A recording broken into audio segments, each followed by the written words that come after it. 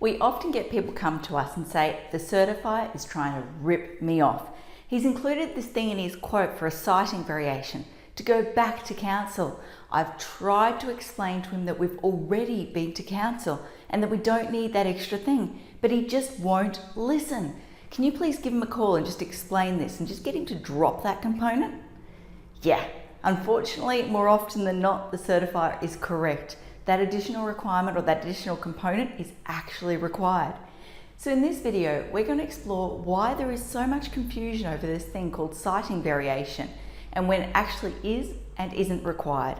So if that sounds like it's something that's up your alley, then stick around. Okay, so let's start off with a bit of information or an explanation as to what it actually is.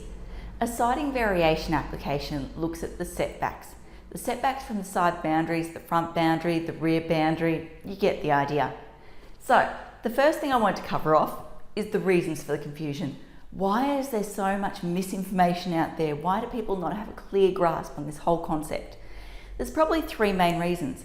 The first reason is, as far as I understand, BCC is pretty much the only, if not the only council that no longer combines the two processes. So in every other council, the town planning person in council, the dude or dudette, turns to their dude or dudette in the building section and they go, yo, what do you think about this? You happy for me to sign it off? Cool, yep, sweet, okay, out the door. Whereas in BCC, they view them as two totally different processes, two totally different sections in council, two totally different people. Unfortunately, they don't believe that the town planner can take responsibility for signing off on the building's certifier sort of side of things.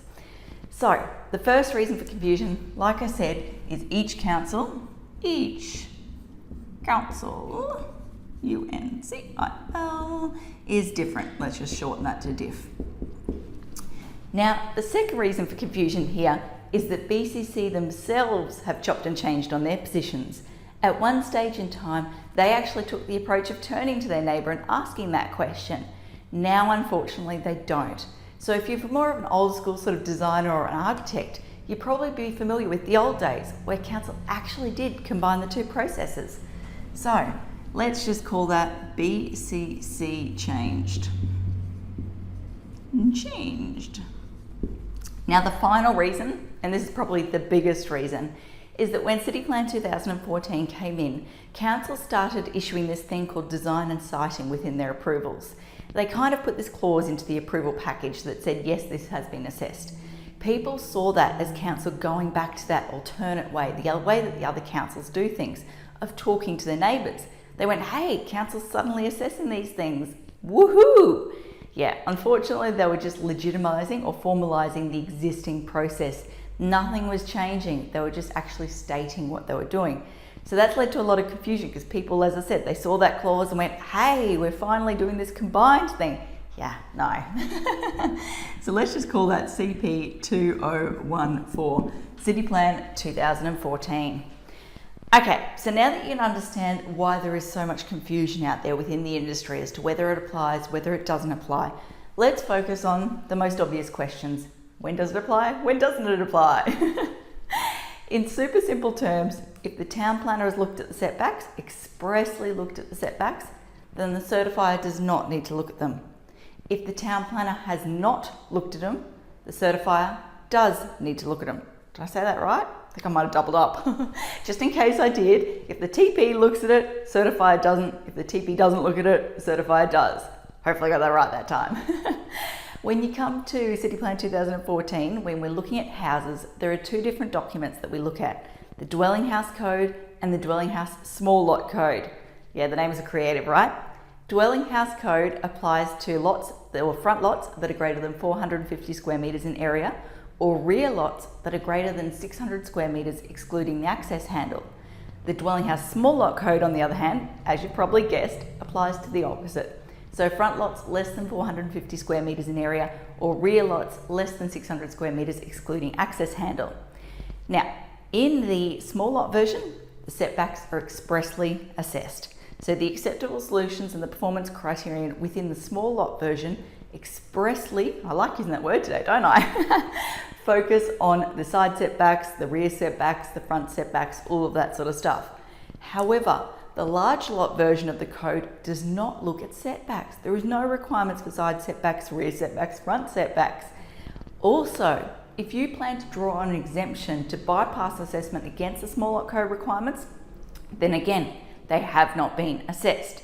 So, what's my first question? When you're covered when it is a small lot minus exemptions.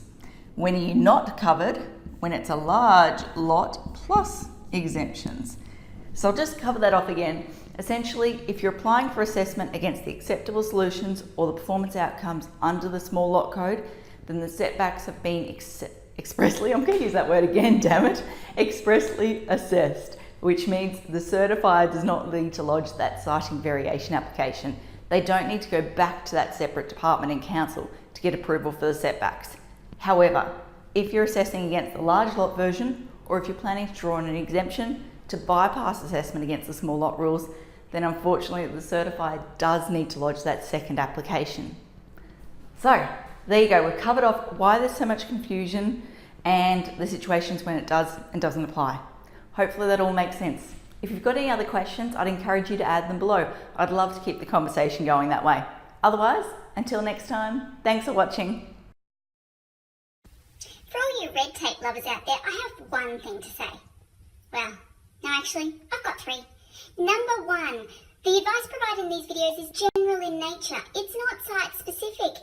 You would be a silly Billy to go and make financial decisions based on this advice without first checking with the town planner. Don't be a silly Billy. Number two, Brisbane town planning is in no way linked to Brisbane City Council.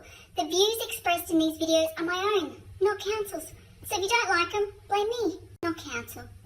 Number three, what was my number three? Oh yeah, the views expressed in these videos are accurate at the time of recording. If you're watching this video back 10 years from now, the views may not be so accurate. That's all.